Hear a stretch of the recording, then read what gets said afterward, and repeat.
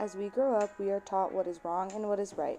In this society, those things that we are taught links to your gender. Fast forward to college. Your parents and guardians will warn you and talk to you about the birds and the bees, but as college students, that blows over your head. You're in a new environment and overwhelmed with all the exciting experiences coming your way. Little did you know, those tips and warnings from your parents could eventually save you. But how? What is there to fear? A Friday night, everyone is going out to a party, and to fit in with your new friends, you are not going to stay behind. Many different things are happening, and it is a lot to take in, but you begin to observe those around you and their actions. It is all fun and games until it gets a bit more serious, and that is where consent plays the main role. You spot your friend surrounded by a group of guys. She is clearly very intoxicated. What happens now? When someone is intoxicated, their actions should not be a form of consent to do further actions. They don't know what's best for them in that state of mind. They might agree to do something, but they might not even be aware of it. Rather than take advantage, help them out of the situation they are in and get them home safe.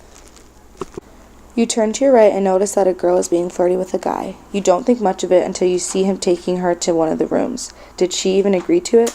Body language is not a form of consent. Even though someone may look very into you, in a scenario with alcohol and other substances, it is not a form of consent. If they never said no, it does not mean yes. The day after the party, your roommate gets a text from her friend to meet her at the hospital. You guys go and find out she was a victim of sexual assault. Last time you saw her, she entered the party wearing a cute outfit, but in no way was this her goal. All the guy told her was, "You asked for it." The way someone presents in dresses does not mean they are asking to be taken advantage of. They simply want to look nice and feel good for themselves.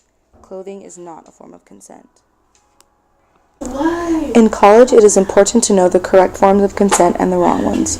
Overall, to be sure that there is no sexual assault taking place, make sure there is mutual consent.